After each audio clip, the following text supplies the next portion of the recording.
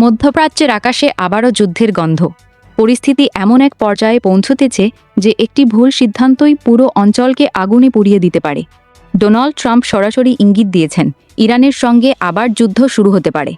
এটা কি শুধুই রাজনৈতিক চাপ, নাকি সত্যিই শুরু হতে যাচ্ছে আরেকটি বড় সংঘাত? একদিকে ইসরায়েল যুদ্ধের প্রস্তুতি নিচ্ছে, তারা শুধু প্রস্তুতি নয়, মাঠে নামার জন্য প্রায় তৈরি। অন্যদিকে সংযুক্ত আরব আমিরাত জরুরি সিদ্ধান্ত নিয়েছে, নিজেদের নাগরিকদের ইরান, ইরাক ও লেবানন ভ্রমণ নিষিদ্ধ করেছে। এমনকি যারা সেখানে আছে তাদের দ্রুত দেশে ফিরতে বলা হয়েছে।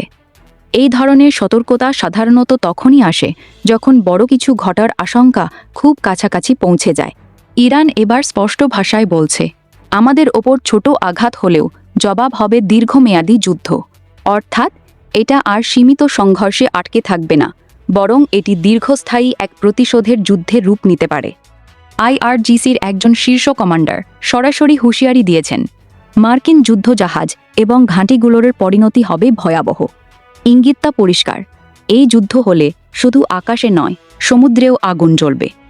তৃতীয় সেগমেন্ট, পেন্টাগনের গোপন পরিকল্পনা।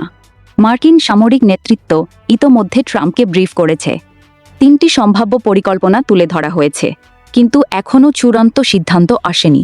তবে সবচেয়ে চমকপ্রদ বিষয় হল, একটি নতুন অস্ত্র ব্যবহারের চিন্তা করা হচ্ছে, হাইপারসোনিক মিসাইল, ডার্ক ইগল। এই মিসাইল শব্দের গতির বহু গুণ দ্রুত, কিন্তু সমস্যা একটাই, এটি পুরোপুরি পরীক্ষিত নয়। যদি এই মিসাইল ব্যর্থ হয়, তাহলে শুধু সামরিক ব্যর্থতাই নয়, আমেরিকার প্রযুক্তিগত বিশ্বাসযোগ্যতাও প্রশ্নবিদ্ধ হবে। আর যদি মিসাইলটি ইরানের হাতে পড়ে, তাহলে সেটি রিভার্স ইঞ্জিনিয়ারিং করে ইরান নিজেই উন্নত প্রযুক্তি তৈরি করতে পারে। অর্থাৎ একটি ভুল সিদ্ধান্তই শত্রুকে আরও শক্তিশালী করে তুলতে পারে। এই পুরো পরিস্থিতির পেছনে বড় একটি শক্তি ইসরায়েল। বিশ্লেষকদের মতে ইসরায়েলের চাপেই আগের সংঘাত শুরু হয়েছিল। তারা চায় ইরানের শক্তি ভেঙে পড়ুক, আর সেই লক্ষ্যেই তারা আমেরিকাকে সামনে ঠেলে দিচ্ছে। কিন্তু এখন সবচেয়ে বড় প্রশ্ন, ট্রাম্প কি কংগ্রেসের অনুমতি ছাড়া আবার যুদ্ধ শুরু করবেন, নাকি নতুন কোনো কৌশল বের করবেন আইনের ফাঁক গলে? কারণ 60 দিনের যে সময়সীমা তা ইতোমধ্যেই শেষ। বিশ্ব এখন অপেক্ষা করছে একটি সিদ্ধান্তের। এই সিদ্ধান্ত শুধু আমেরিকা বা ইরানের নয়, এটা নির্ধারণ করতে পারে পুরো বিশ্বের ভবিষ্যৎ। যুদ্ধ কি আসলেই শুরু হবে, নাকি শেষ মুহূর্তে থেমে যাবে সব? এখন প্রশ্ন হচ্ছে, যদি সত্যিই যুদ্ধ শুরু হয়, তাহলে প্রথম আঘাতটা কোথা থেকে আসবে? বিশ্লেষকরা বলছেন, এই যুদ্ধ আর আগের মতো হবে না। এটি হবে মাল্টি লেয়ার ওয়ার। আকাশ, সমুদ্র, সাইবার স্পেস, সব জায়গায় একসাথে লড়াই। আমেরিকার সামনে এখন 3টি বড় অপশন। প্রথমত, সীমিত হামলা, নির্দিষ্ট সামরিক ঘাঁটি বা পারমাবিহত্ত।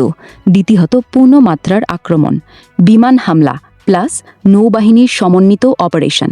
তৃতীয়ত, প্রক্সি যুদ্ধ, সরাসরি না গিয়ে অন্য দেশ বা গোষ্ঠীকে ব্যবহার করা।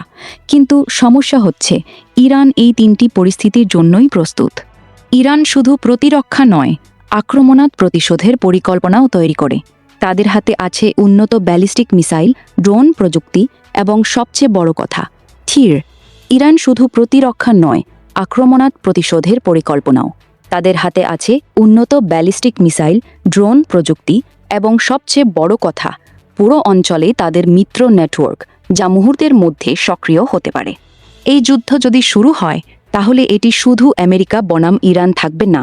লেবানন, সিরিয়া, ইরাক, ইয়েমেন, এক এক করে পুরো অঞ্চল জড়িয়ে পড়তে পারে। আর তখন এটি হবে একটি পূর্ণাঙ্গ মধ্যপ্রাচ্য যুদ্ধ। ইসরায়েল এই যুদ্ধে সবচেয়ে আগ্রহী পক্ষগুলোর একটি, কারণ তাদের প্রধান লক্ষ্য ইরানের সামরিক শক্তিকে দুর্বল করা।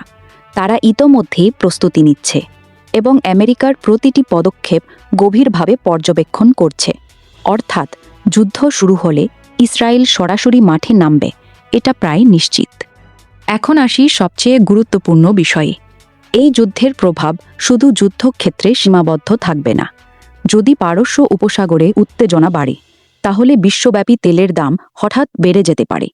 এর ফলে জ্বালানি সংকট, মুদ্রাস্ফীতি, বৈশ্বিক অর্থনৈতিক চাপ সবকিছু একসাথে দেখা দিতে পারে। এখন প্রশ্ন, ডোনাল্ড ট্রাম্প আসলে কি ভাবছেন? তিনি একদিকে কঠোর অবস্থান নিচ্ছেন, অন্যদিকে সরাসরি সিদ্ধান্ত দিচ্ছেন না। এর মানে হতে পারে তিনি পরিস্থিতিকে চাপ তৈরি করার কৌশল হিসেবে ব্যবহার করছেন, অথবা সঠিক সময়ের জন্য অপেক্ষা করছেন। সবকিছু মিলিয়ে এখন পরিস্থিতি দাঁড়িয়েছে এক অদ্ভুত জায়গায়। যুদ্ধের প্রস্তুতি সম্পূর্ণ, হুমকি স্পষ্ট, কিন্তু চূড়ান্ত সিদ্ধান্ত এখনও অজানা।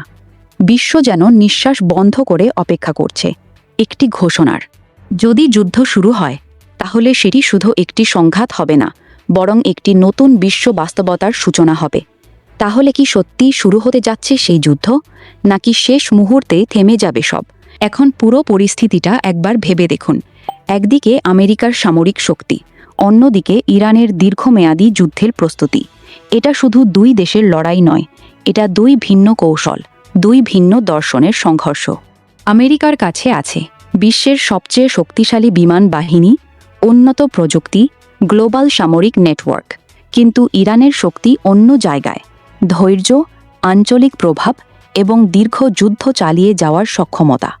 অর্থাৎ এই যুদ্ধ যদি শুরু হয়, এটা দ্রুত শেষ হবে না। সবচেয়ে ভয়ঙ্কর বিষয়টা কি জানেন? একটি ছোট ভুল, একটি ভুল হিসাব পুরো অঞ্চলকে আগুনে পরিণত করতে পারে। একটি মিসাইল ভুল জায়গায় পড়লেই পরিস্থিতি নিয়ন্ত্রণের বাইরে চলে যেতে পারে। এই সংঘাতের দিকে তাকিয়ে আছে পুরো বিশ্ব। চীন, রাশিয়া, ইউরোপ সবাই হিসাব কষছে কার পাশে দাঁড়াবে, কখন দাঁড়াবে, কিভাবে দাঁড়াবে। অর্থাৎ এই যুদ্ধ শুরু হলে এটা আর লোকাল কনফ্লিক্ট থাকবে না। সবচেয়ে গুরুত্বপূর্ণ মুহূর্ত এখন ডোনাল্ড ট্রাম্পের হাতে। তিনি কি যুদ্ধ শুরু করবেন, নাকি শেষ মুহূর্তে কূটনৈতিক সমাধান খুঁজবেন? এই একটি সিদ্ধান্তই বদলে দিতে পারে লাখো মানুষের ভবিষ্যৎ। এই মুহূর্তে যুদ্ধ যেন দরজার সামনে দাঁড়িয়ে, শুধু একটি অর্ডার বাকি, একটি নির্দেশ। আর তারপরই শুরু হতে পারে এমন এক সংঘাত যার প্রভাব প্রজন্মের পর প্রজন্ম টিকে থাকবে। ইতিহাস আমাদের বারবার শিখিয়েছে যুদ্ধ শুরু করা সহজ, কিন্তু শেষ করা সবচেয়ে কঠিন। তাহলে কি বিশ্ব আবার সেই ভুল করতে যাচ্ছে, নাকি শেষ মুহূর্তে বুদ্ধির জয় হবে? সেটার উত্তর লুকিয়ে আছে আগামী কয়েকটি সিদ্ধান্তের মধ্যে। এই মুহূর্তে বিশ্ব যেন দাঁড়িয়ে আছে এক বিপজ্জনক মোড়ে। একদিকে সুপার পাওয়ার, অন্যদিকে এমন একটি দেশ যারা সরাসরি যুদ্ধের চেয়ে দীর্ঘ প্রতিরোধে বিশ্বাস করে। প্রশ্নটা এখন আর যুদ্ধ হবে কি না, প্রশ্নটা হলো যুদ্ধ শুরু হলে কত দূর গড়াবে। এই যুদ্ধ যদি শুরু হয় তাহলে এটি হবে না কোনো দ্রুত শেষ হওয়া অপারেশন।